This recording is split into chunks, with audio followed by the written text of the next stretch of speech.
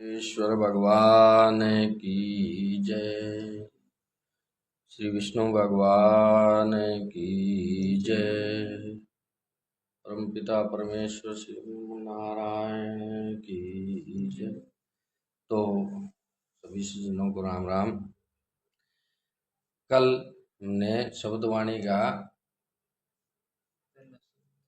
पहला शब्द और चौथा पार्ट वीडियो बनाई, साथ साथ इसी बहाने गुरु महाराज का नाम सुमरण हो जाता है, उनकी चर्चाएं जाती हैं।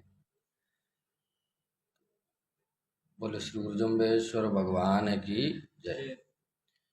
एक समय की बात है, श्री जम्बेश्वर भगवान सम्राथल पर विराजमान थे। थोड़ी दूरी पर ऊंट और ऊंटनियों को बालक चरा रहे थे। कुछ डाकू लोगों ने ऊंट और ऊंटनियों को पकड़कर उन पर कब्जा कर लिया तथा उनको लेकर वे श्री जम्बेश्वर भगवान के पास कर ही भागने लगे। ग्वाले भी रोते रोते ऊंटों के पीछे आए तथा श्री जम्बेश्वर भगवान से अपना कष्ट सुनाया।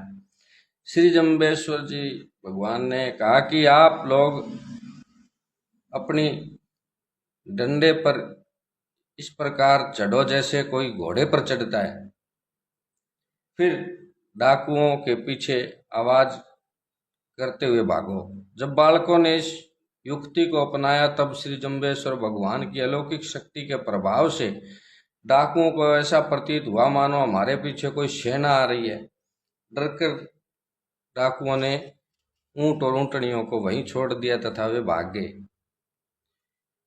गीतक छंद। रक्षक बार पुकारे गाती, तस्कर वर्ग जू ले गया। चढ़े ऊंट तुरगड़ भाग, वाहन पवन वेग ते अधिक्या। जाए सब तब आया देखी, सांड चलती इन मही।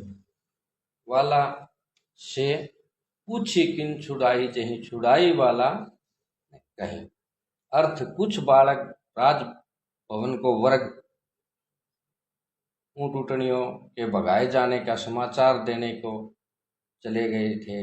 ग्वालों की बात सुनकर राजपुत्र उन सांडों के छुड़वाने के लिए बहुत से मनुष्यों को इकट्ठा कर शीघ्र गमन करने वाले ऊंट, घोड़े आदि सवारियों पर सवार होकर उसी स्थान पर आए जहां से डाकुओं ने ऊंटनियों को छीना था। तब राजपुत्र वहां आए तो ऊंटनियां वहीं चर रही थी। राजपुत्रों ने ग्वालों से पूछा कि ऊंटनियों को किसने छुड़ाया है। ग्वालों ने उत्तर दिया, श्री जम्बेश्वर भगवान की कृपा से वे ऊंटनियां छूटी हैं। ग्वालों के इस कथन को सुनकर कुछ तो राजपूत लोग सवारियों पर आरूढ़ रहे और कुछ सवारियों से उतरकर श्री देव के समीप गए तथा प्रणाम कर भगवान की आज्ञा पाकर संत मंडली में बैठ गए। दोहा। उद्धरण कानवत यूं कहो, देव जी की सोआचार। पेट पूठ दिशे नाई, ताका कहो विचार। मतलब, राजपूत नरेश जोधा जी के भाई उदयन, जो कान्हा जी के पुत्र थे, ने श्री जम्बेश्वर भगवान से पूछा कि ये भगवान, मैं आपकी ओर ध्यान देकर देख रहा हूं तो भी आपका उदर, पेट, कमर, पीठ कुछ प्रतीत नहीं होता, सो क्या कारण है? यानी कि आपकी पीठ कभी कुछ नजर नहीं आता मेरे को, पीठ कमर। तो मैं आपके आश्चर्य में स्वरूप को देखकर अति विस्मय को प्राप्त हो रहा हूँ। आपका आचार विचार किस प्रकार का है, सो मैं इस भेद को जानना चाहता हूँ। यह सुनकर श्री जम्बेश्वर भगवान ने अपने आत्म स्वरूप का प्रतिपादन करते हुए निम्नलिखित शब्द उपदेश सुनाया।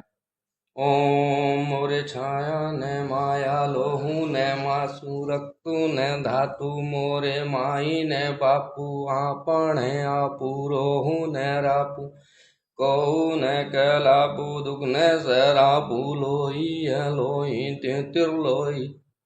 ऐसा न कोई जंपा भी सोई, जी जपे आवा गवण न होई। माँ मोरी आद न जानत, मैयल धुआ बखान। उर्द ढाक ले त्रिशूलु आदे अनाद तो हम रचिलो हमें सिरजलो से कौन। मैं जोगी के भोगी के अलप आहारी ज्ञानी के ध्यानी के निज करमधारी सोशी के पोषी के जलबिंबाधारी दया धर्म तापले निज बाला ब्रह्मचारी। हरि ओम विष्णुवे नमो नमः। श्री गुरु जम्बेश्वर भगवान की जय। तो इस शब्द का अर्थ अगले पार्ट में बताएंगे। बोले श्री गुरु जम्बेश्वर भगवान की जय।